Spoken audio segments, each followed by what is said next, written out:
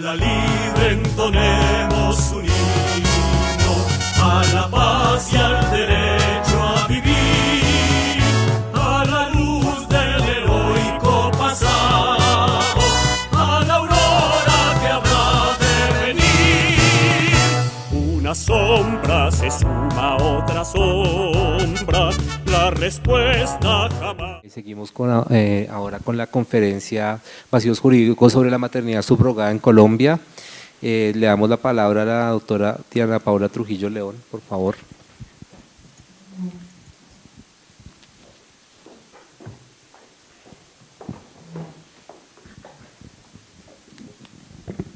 Buenas noches.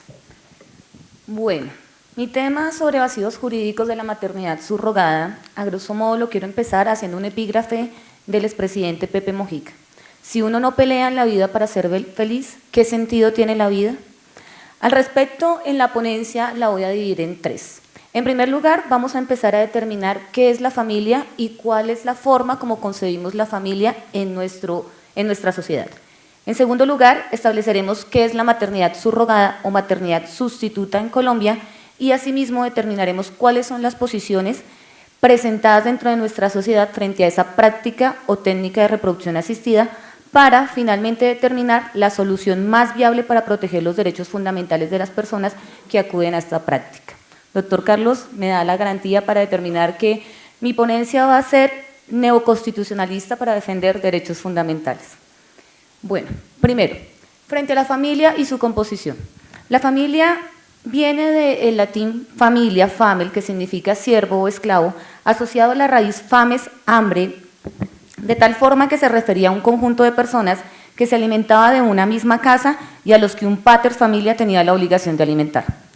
Hoy en día, conforme a los continuos cambios de la sociedad, así como de las costumbres y el desarrollo de las mismas, cabe preguntarse actualmente qué es la familia o quiénes hacen parte de la constitución de esa familia, puesto que el concepto de familia depende de la sociedad en que nos encontremos, es decir, si nos encontramos dentro de una religión cristiana, musulmana, islámica, judía, por regla general se ha visto la familia desde un concepto tradicional como una familia nuclear, heterosexual y matrimonial.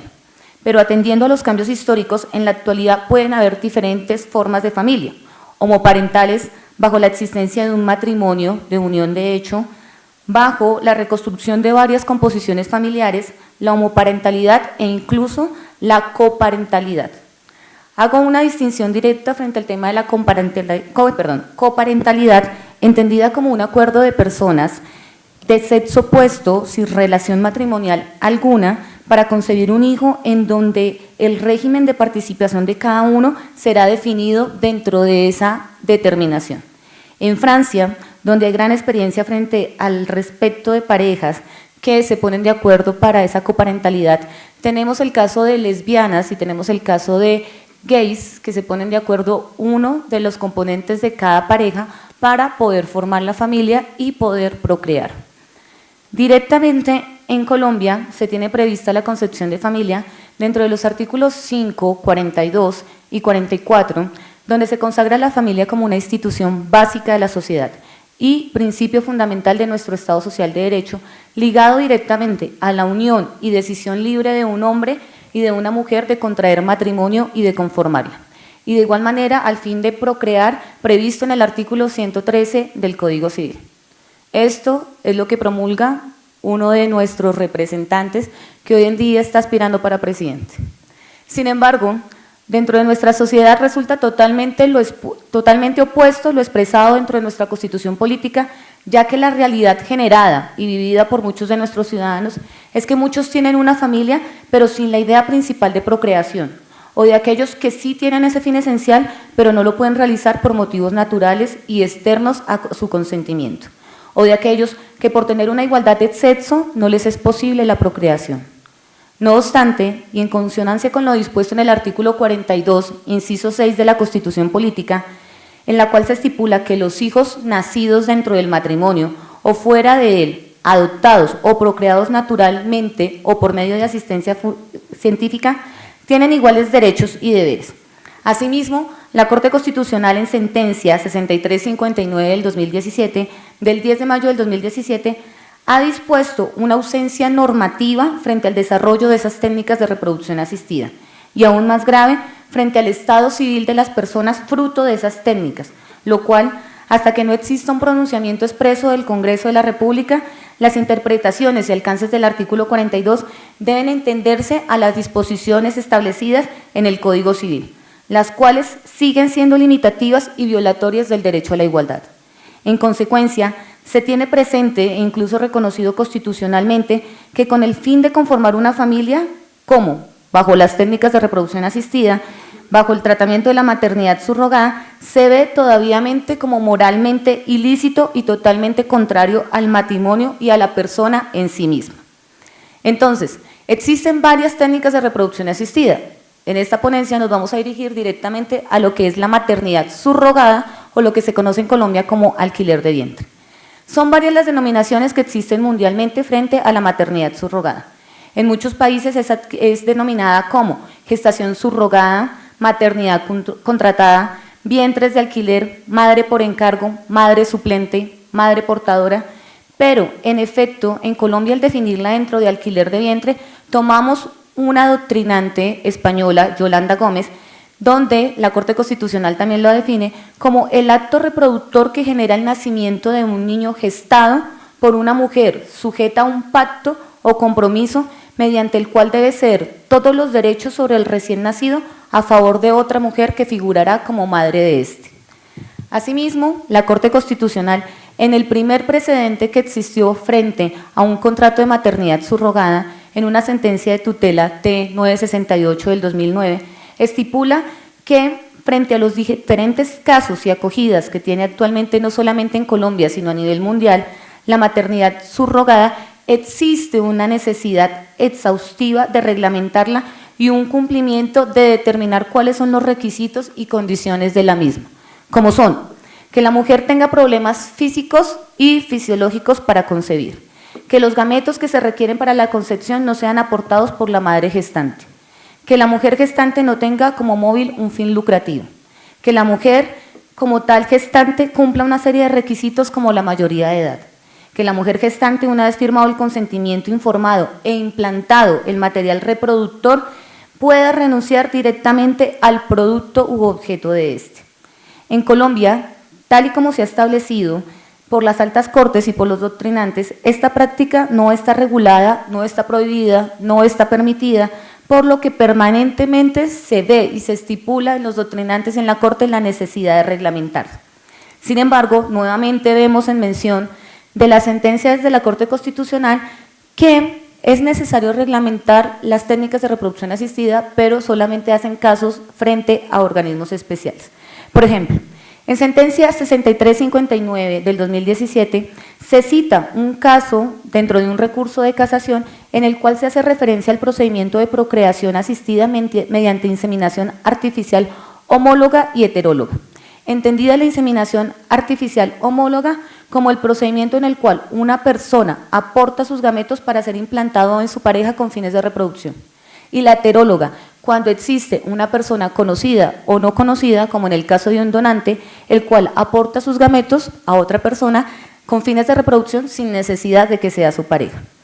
No obstante, a las disposiciones establecidas por la Corte Constitucional solamente se hace referencia en la misma frente a la presunción pater y set, prevista en nuestro ordenamiento jurídico en el artículo 213 del Código Civil. Igual tratamiento tiene para los hijos concebidos mediante la inseminación artificial previo consentimiento del cónyuge o compañero permanente, es decir, no es viable para una persona soltera que quiera ser padre o madre. No obstante, queda el vacío frente a la posición que ejerce la Corte frente a los otros métodos o técnicas de reproducción humana asistida como son la fertilización in vitro con transferencia de embriones, la transferencia intratúrbica de gametos y la maternidad subrogada. Existen bastantes dudas al interior de los planteamientos de la Corte al solamente centrar su tema frente a la presunción de la paternidad en aplicación de estas técnicas y no establecer absolutamente nada frente a la maternidad. Es decir, sigue completamente vigente y sin quebranto de duda alguna la presunción de maternidad. En otra época era impensable desvirtuar o contradecir la presunción de maternidad, en efecto, como se determinaba en el derecho romano, en el cual se sostenía ubi nuptia non sunt, pater es incertus, mater veros semper es cierta. En donde no hay matrimonio legítimo, el padre siempre es cierto, pero la madre siempre, perdón, el padre es incierto, pero la madre siempre es cierta. Y es muy acorde con los adagios populares, donde se determinan, los hijos de mis hijas, mis nietos son, los hijos de mis hijos son o no son. Por lo tanto, en Colombia se sigue presumiendo como madre a aquella que da luz. Es decir, aunque pueden presentarse varias personas como partícipes en la creación de un recién nacido, sin importar el tipo o la manera como se desarrollan estas técnicas de reproducción asistida, sin importar de dónde provenga el material genético, sin importar si es madre delegada o no donante, o de un donante, el derecho ampara bajo la presunción de maternidad a la madre biológica, quedando previstas varias incógnitas relativas a los derechos y obligaciones recíprocas entre la madre o madres o entre los padres o padres y entre el producto o futuro bebé. Última sentencia de la Corte Constitucional del año 2017, bajo la magistrada ponente Margarita Cabello. Esta sentencia sí consagra de manera exhaustiva, aunque Colombia no tenga un manejo o práctica y desarrollo de estas técnicas de reproducción asistida, una garantía de las mismas técnicas tratándose directamente en consonancia con los convenios y tratados internacionales. Se determina en esta sentencia que en virtud del bloque de constitucionalidad prescrito en el artículo 93 de la Constitución Política, es obligación y prerrogativa del gobierno colombiano garantizar la libre reproducción humana, el derecho a la autonomía de la persona en lo que se refiere a la facultad para adoptar decisiones acerca de los procedimientos de reproducción. A fin de proteger la unidad familiar, el desarrollo de la personalidad, la protección y garantía de los derechos sexuales y reproductivos, siendo de este modo que los jueces deben ejercer para efectos de proteger las garantías un control de convencionalidad, además del de constitucionalidad, y analizar si se debe aplicar la Convención Interamericana y su jurisprudencia a un caso en particular.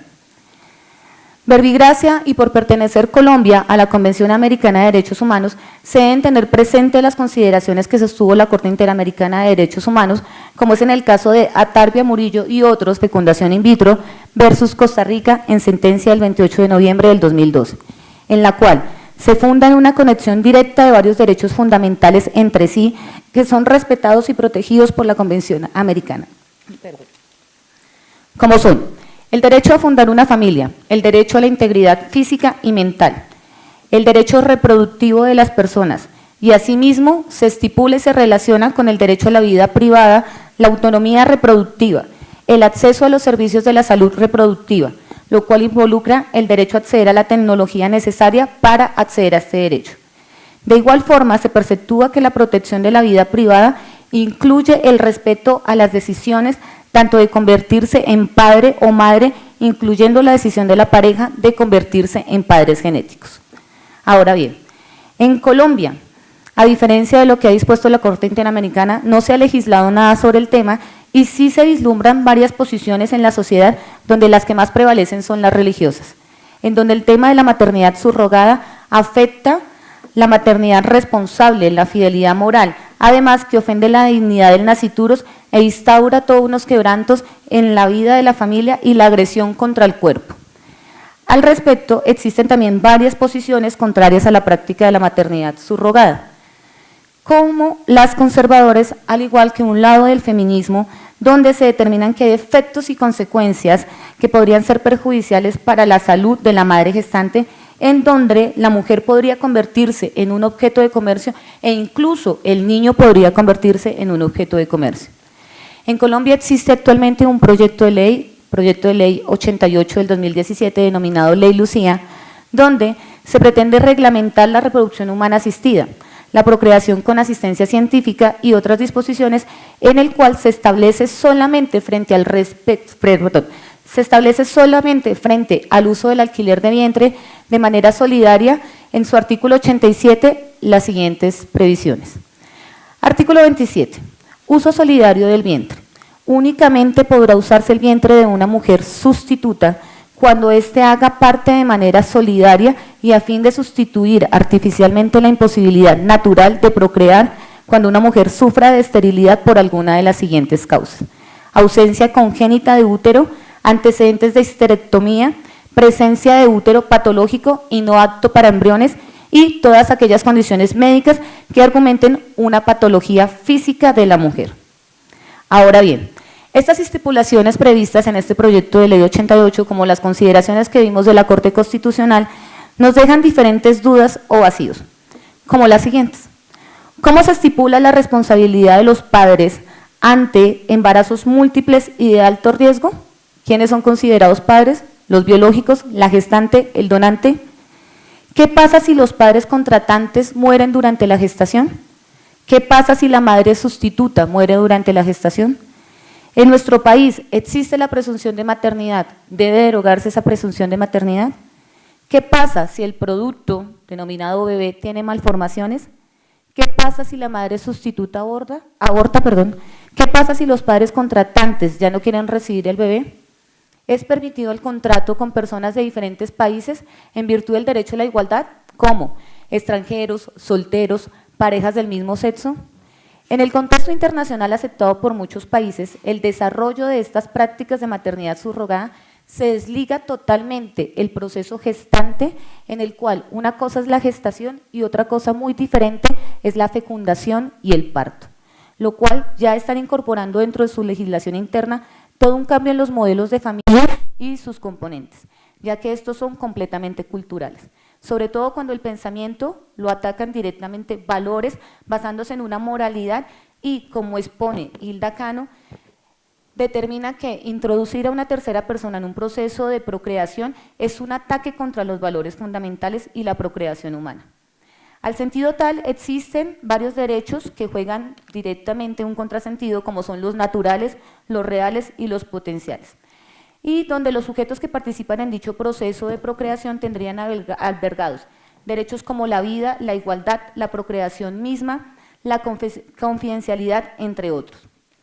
Asimismo, nuevamente se crea la necesidad de que el Estado se pronuncie al respecto de un ordenamiento que abarque todos los criterios científicos, sociales, jurídicos, culturales, éticos y religiosos, teniendo en cuenta los postulados internacionales y constitucionales.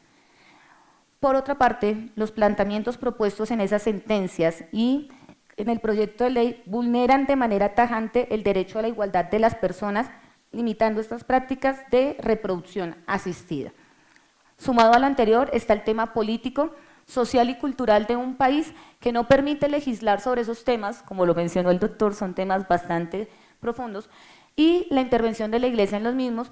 Por lo tanto, es importante investigar y dar a conocer a las personas este tema y sus consecuencias, implicaciones en la protección de sus derechos, los cuales deben ser examinados de una manera global y sin tanto vislumbre como lo materializa la Corte Constitucional. Propuesta directa. Para concluir, se determina que debe legalizarse sobre la maternidad subrogada con el fin de proteger los derechos sexuales reproductivos sin discriminación alguna, protegiendo legítima aspiración a procrear y a tener una familia, los derechos fundamentales al libre desarrollo de la personalidad, a la vida privada y familiar, a la salud sexual y reproductiva, el derecho a la integridad física y mental, el derecho a la igualdad, y de igual forma con el fin de evitar el comercio y el denominado turismo reproductivo, ya que ante la falta de regulación de esta práctica de maternidad subrogada también se afectan de manera directa los derechos del menor producto del manejo de estas técnicas, realizados dentro y fuera de Colombia, como son la determinación de la filiación, la patria potestad, la nacionalidad, el derecho a la identidad del menor, el acceso a las prestaciones sociales y todos aquellos efectos de derechos y obligaciones derivados de una responsabilidad parental. De igual manera, tal y como se expuso, Colombia no puede ser ajena a los tratados y convenios internacionales suscritos y por ende debe promover todos los mecanismos necesarios para darle aplicación inmediata a todas las disposiciones, parámetros y principios previstos en la Convención Americana para proteger los derechos humanos. Por lo tanto, al regularse todos los aspectos de la maternidad subrogada, vuelvo y repito, sin discriminación alguna, se busca proteger los derechos humanos de todas las personas que quieren acceder a estos métodos científicos, como de aquellas que intervienen en el desarrollo de esta práctica, sobre todo del producto o del futuro bebé. Y de igual forma se busca disminuir y, ¿por qué no?, eliminar el comercio y la explotación de la mujer y de los niños. que son el resultado de estas prácticas de reproducción asistida, porque al igual que como empecé la conferencia con el expresidente Mojica, creo que vale la pena luchar para que la gente pueda vivir un poco mejor y con un mayor sentido de igualdad. Gracias. Yo creo que yo seré el primero. No importa que seamos tantos, Yo pero… seré el primero porque, o sea, digamos que mi postura frente a la maternidad subrogada es a favor, pero yo sinceramente en Colombia lo veo muy complicado. ¿Por qué? Porque se necesitan muchos profesionales para poder realizar un conjunto de normas para regular esta práctica. ¿Cómo, digamos, usted, doctora, como abogada, cuál sería la propuesta, digamos, concreta que tendría para que se lograra regular esto? Porque expusimos argumentos religiosos, ¿cierto? Expusimos argumentos jurídicos, biológicos. Entonces, digamos que aquí esto de la maternidad subrogada no sería solamente una cuestión jurídica, sino iría más allá. ¿Cuál sería la propuesta concreta para lograr legalizar la maternidad subrogada en Colombia y que, digamos, los ciudadanos estén de acuerdo con esto? Porque pues ya ustedes saben que es difícil desprenderse de todos estos, digamos, ¿cómo se dice?, de todas estas ideas, conceptos que, digamos, un poco conservadores. ¿Cuál sería esa propuesta en concreto?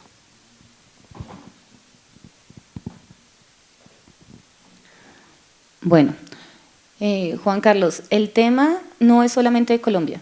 El tema viene directamente, si nosotros miramos esa sentencia de Atarbia versus Costa Rica, que es de fecundación humana asistida, vemos varios casos, no solamente de Costa Rica, sino de Chile, de Argentina, donde la concepción como tal del ser humano es diferente. Entonces, acá el tema es bastante amplio. No es solamente frente a maternidad subrogada, sino es desde la misma concepción de la vida. Para nosotros, persona, ¿quién es? Nosotros tenemos la persona directamente. Cuando se da a luz, la persona respira por un momento y se desprende el cordón umbilical. En Argentina no, en Argentina sí es la unión de gametos. Cuando se va directamente a las técnicas de reproducción humana asistida, en el caso directamente de fecundación in vitro, existe el gran inconveniente de que existen varios embriones, existen varios materiales genéticos. Entonces, viene a jugar un tema, la bioética, viene a jugar otro tema, la parte de argumentación, viene a jugar un tema los filósofos, viene a jugar un tema también la parte de derecho, los abogados, para poder todos compenetrarnos y poder dar ideas dentro de la sociedad y que la gente quebrante todos esos rasgos que tiene. Porque es que el tema no es solamente frente a la práctica de la maternidad subrogada, porque acá yo estoy proponiendo directamente dentro de la tesis es que no se limite solamente a una mujer que es estéril y que tenga que tener el consentimiento previo de su marido o de una persona que sea su cónyuge o compañero permanente ya determinado, que eso sí lo tiene establecido el Ministerio de Protección Social y es lo que se establece dentro del proyecto de ley 88, sino que se deje la discriminación, que se permita a otras personas poder acceder a esas técnicas. Es que resulta que se tiene que romper con todo el esquema que tenemos desde el artículo 42 y desde el artículo 113 del Código Civil de cuáles son nuestras formas de familia. Y por eso, lástima, no pudimos ver el tema de las diapositivas que se tenían, corrí muchísimo por cuestión de tiempo. Habían unas imágenes bastante interesantes sobre las nuevas composiciones familiares y sobre el tema cómo se determina o se evalúa esas composiciones familiares. Es que composición familiar hoy en día la pueden formar 2 personas del mismo sexo como la pueden formar 3 personas. Se dio un caso en Medellín, ¿no? 3 y se murió uno, faltaba la 4ª persona y es una composición familiar. Entonces tenemos que, desde la sociedad, o sea, somos todos los que tenemos que quitarnos todos esos arraigos que tenemos institucionales que nos denominaban desde familia, lo que se denominaba antes, porque si no estaríamos hablando otra vez de quién es hijo legítimo, quién es hijo ilegítimo, quién es extramatrimonial, matrimonial, se tiene que romper con todo ese esquema.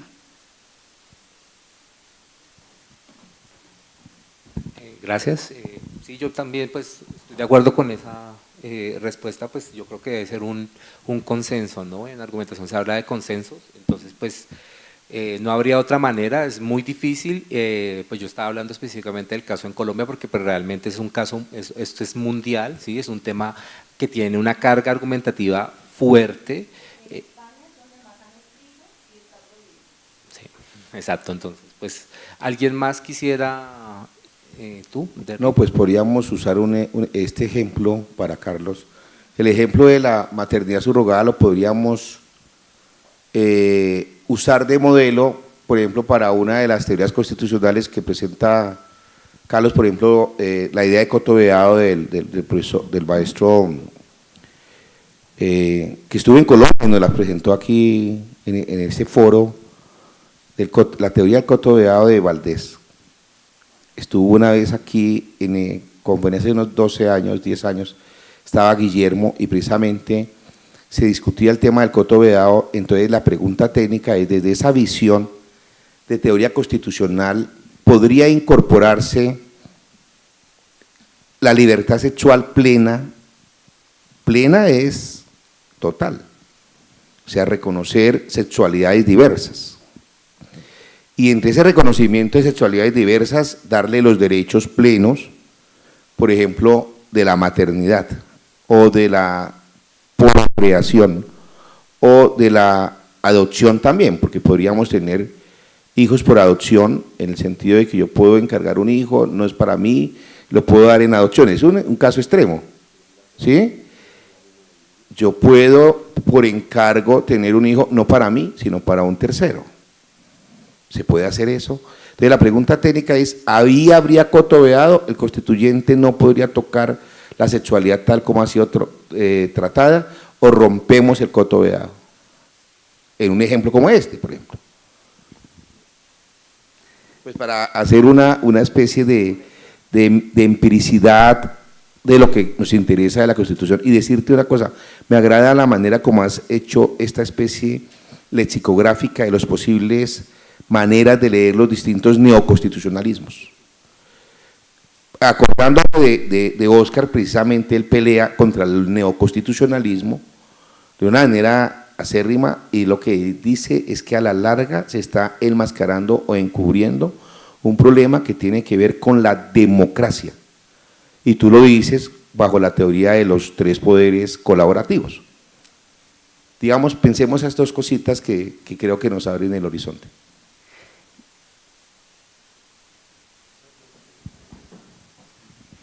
Hacemos la otra pregunta primero y luego…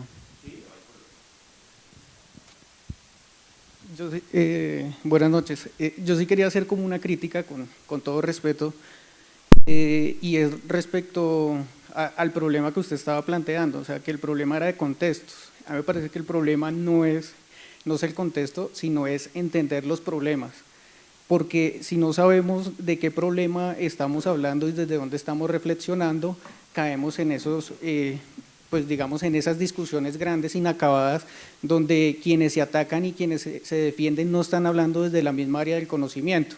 Entonces, por ejemplo, en tratándose de respuestas correctas en el derecho, hay una discusión muy grande, inacabada, pero el problema es que no se ha identificado desde dónde se está hablando, si se está hablando desde la pragmática, desde la hermenéutica, si es un problema epistemológico. Entonces, yo creo que el punto está en diferenciar entre la reflexión filosófica, o sea, la reflexión desde la filosofía hacia el derecho, y la autorreflexión del derecho, filosofía del derecho y teoría jurídica. Y hay un problema, que estamos cayendo en solo una reflexión desde lo constitucional, o sea, una autorreflexión del derecho, y creemos que estamos haciendo filosofía del derecho, pero desconocemos verdaderamente dónde está el problema. Y sumado a eso es que no sabemos qué metodología está usando el autor. Entonces perdemos de vista eso, y pues lo que hacemos es, digamos, hacer unas compilaciones grandes, pero nos perdemos de vista cuál es el método y el problema que está, o el objeto de estudio que tiene el autor. Entonces yo digo que hemos olvidado pues hacer esa diferenciación, y tal vez el que ha contribuido también pues a hacer esa confusión ha sido Manuel Atienza, ¿sí? Manuel Atienza en sus conferencias dice que no hay diferencia entre filosofía y teoría del derecho, que a mí me parece pues algo nefasto, ¿sí? O sea, no es lo mismo hacer una reflexión desde la teoría jurídica que desde la filosofía del derecho. Entonces, y conocer los métodos. Si hablamos de Habermas, Habermas tiene un método de hermenéutica reconstructiva, y pues ya cuando uno se va al detalle de cómo él construye sus textos, él lo que hace es la reconstrucción de problemas. Él trae a dialogar muchos autores, y lo que intenta es hacer una metodología de su tradición, de la teoría crítica, ¿sí? Entonces presento un problema, un diagnóstico, y luego del diagnóstico doy una solución. Entonces a mí me parece importante rescatar eso. Pero digamos, ¿cómo relacionarías todo lo que estás diciendo con lo de la maternidad subrogada? Porque es que no entendí por qué. No, es que es una pregunta dirigida a Carlos, no a la maternidad. Yo fui el que tramposo ahí de usar dos figuras para hablar. No, es que Ale está preguntándoles a Carlos que no está de acuerdo con el tema del contexto. Yo también quiero, digamos, entender un poco a qué va la pregunta. Tú estás diciendo que… Démosle… No, Bueno, pero ¿qué tiene que ver, digamos, esa reflexión con la maternidad subrogada? O sea, ¿cómo lo conectarías?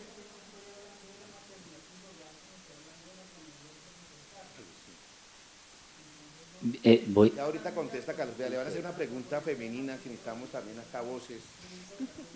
A ver, ustedes ven de otra manera.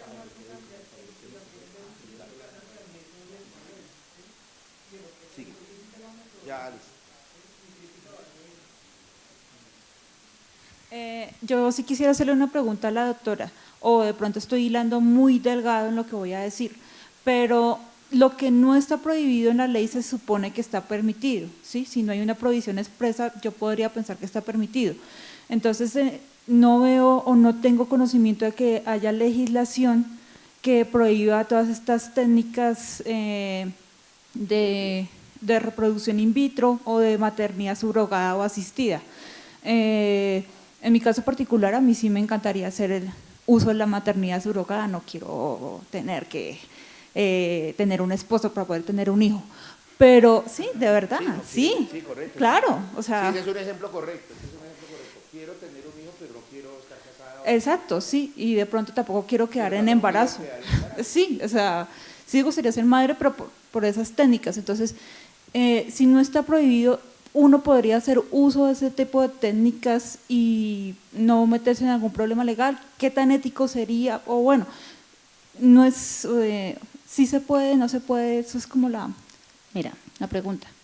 Caso directo son de… bueno, depende del caso. Hay otra y con eso cerramos y con eso ustedes redondean tus Pero es que se argumentos. pierde la idea. Bueno, esta pregunta es para el profesor Carlos.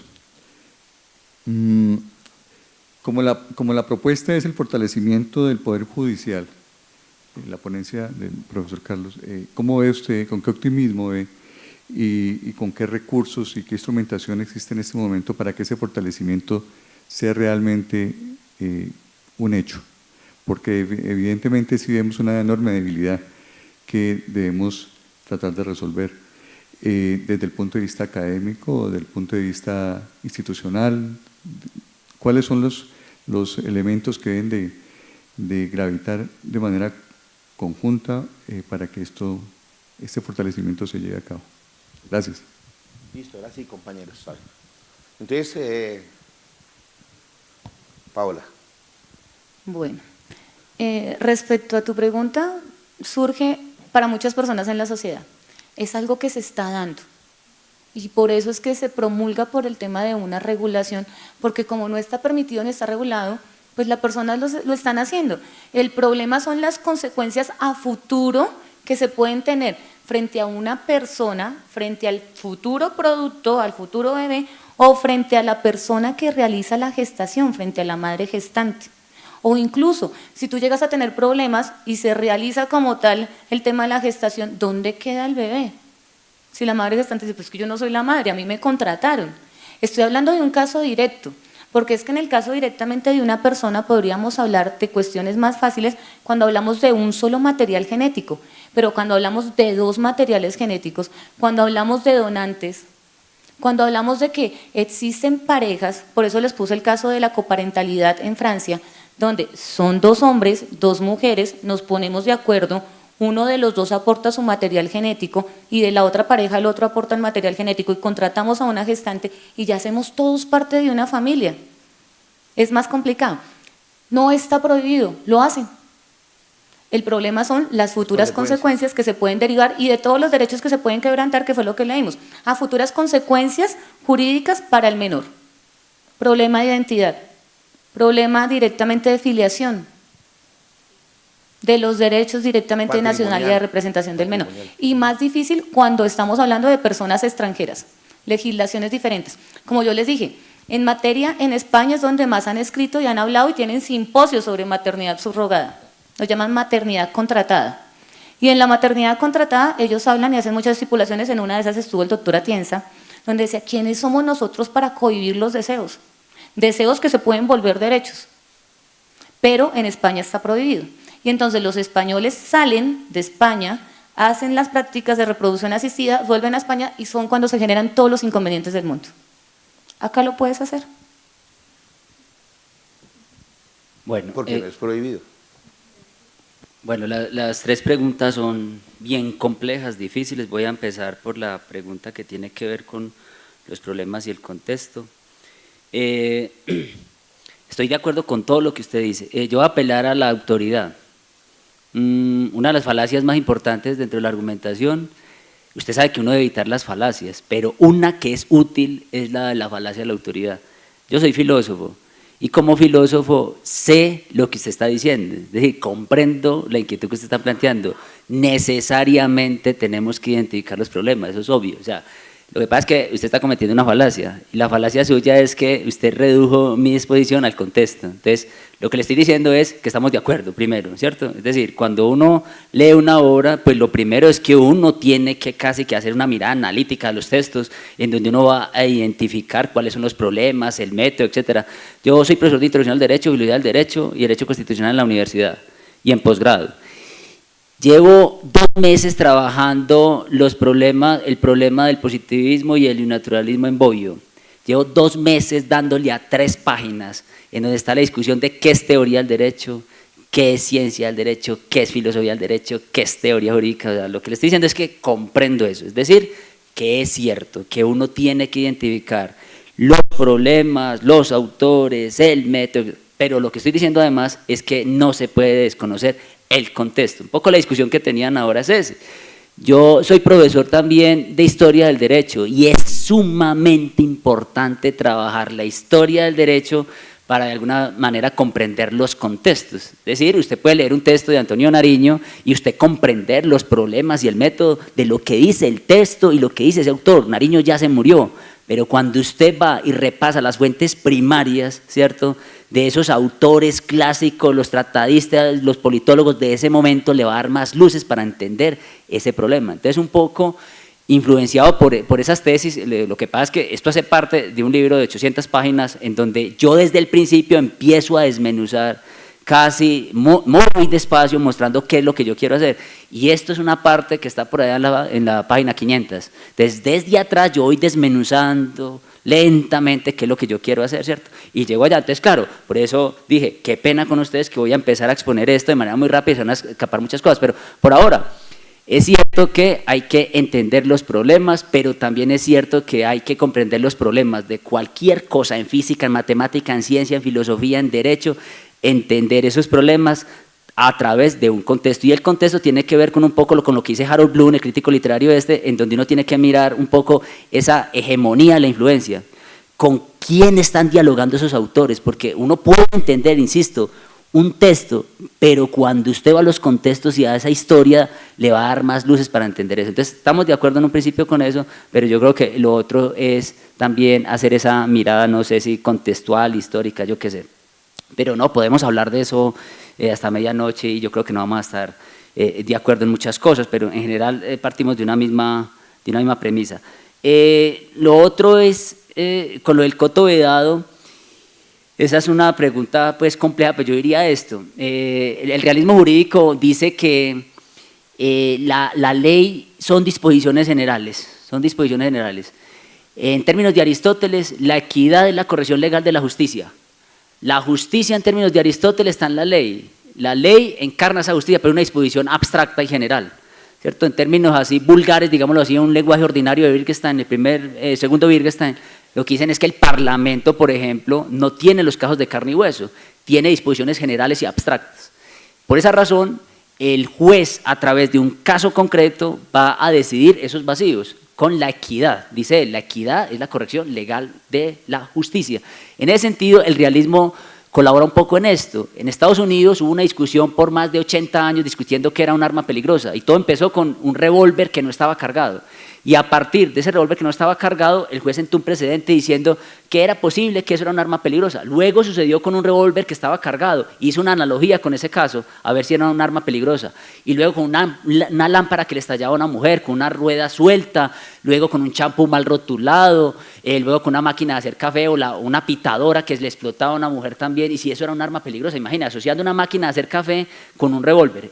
Lo que quiero decir con esto es que las normas son disposiciones generales y el juez empieza a darle contenido. En ese sentido, ¿qué es la sexualidad en la Constitución? Pues entonces, si hacemos lo de Dworkin, nos vamos para el imperio de la justicia, nos vamos para los estatutos, tenemos que ir a abrir los cráneos de los constituyentes para mirar qué fue lo que quisieron decir con sexualidad.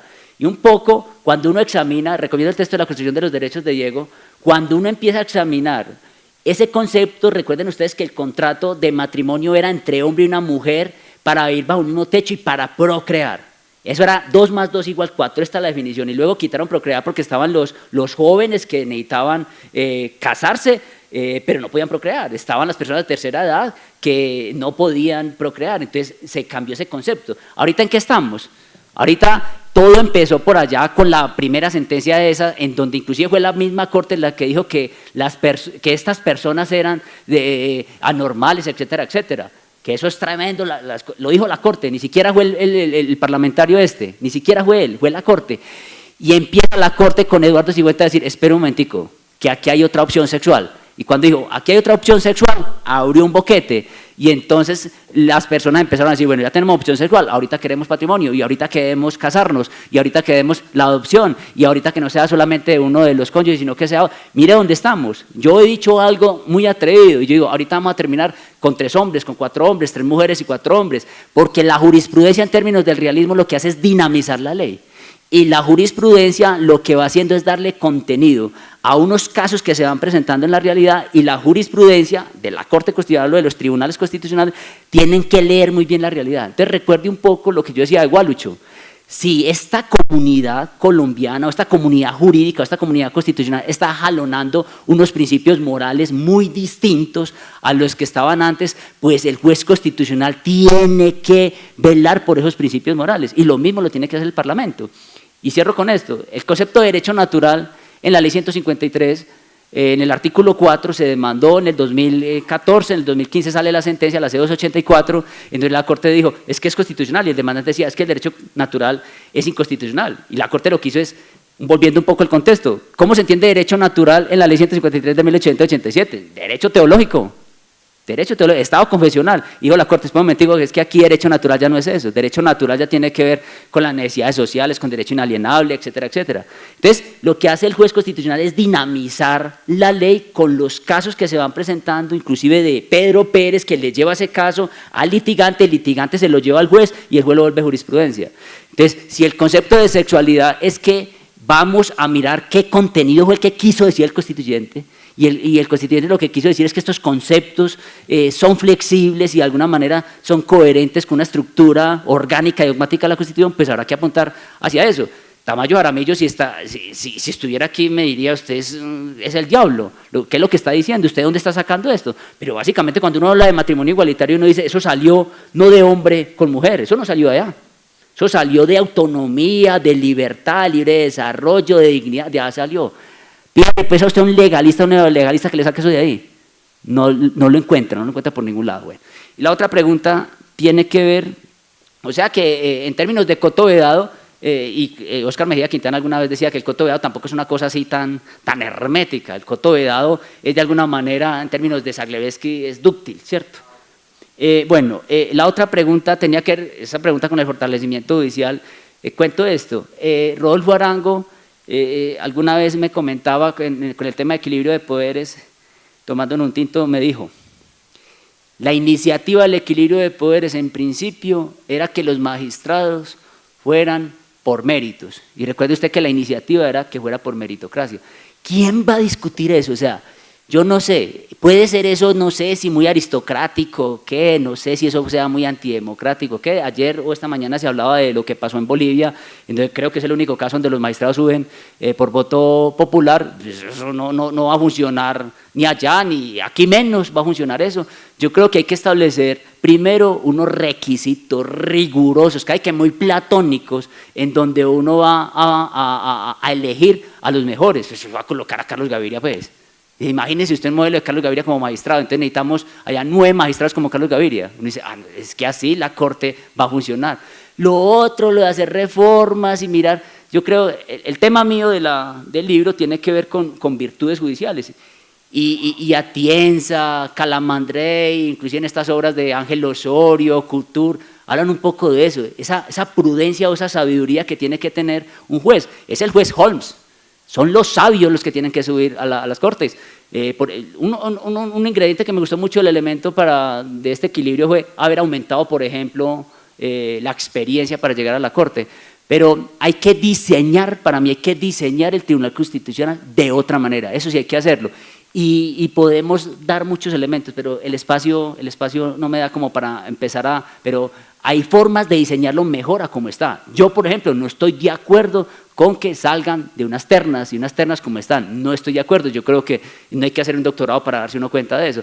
El juez tiene que salir de otra manera en un diseño constitucional como el que nosotros tenemos, en donde la democracia, inclusive mayoritaria, hay que reevaluarla y reconstruirla. Si uno piensa en Dworkin con la democracia asociativa, en la representación argumentativa, el concepto de Roer Alexi, la democracia social de Bourdieu y de alguna manera Rodolfo Arango, y la democracia colaborativa de Sager, con esos conceptos uno muestra cómo un tribunal constitucional puede convivir en una democracia como la que nosotros tenemos. Y esos conceptos pues habrá que examinarlos, necesitaría más tiempo para exponerlos, pero un poco esos conceptos van a ayudar en cómo se debe decidir un tribunal, cómo se debe diseñar un tribunal constitucional. A la libre entonemos un himno, a la paz y al derecho a vivir, a la luz del heroico pasado, a la aurora que habrá de venir.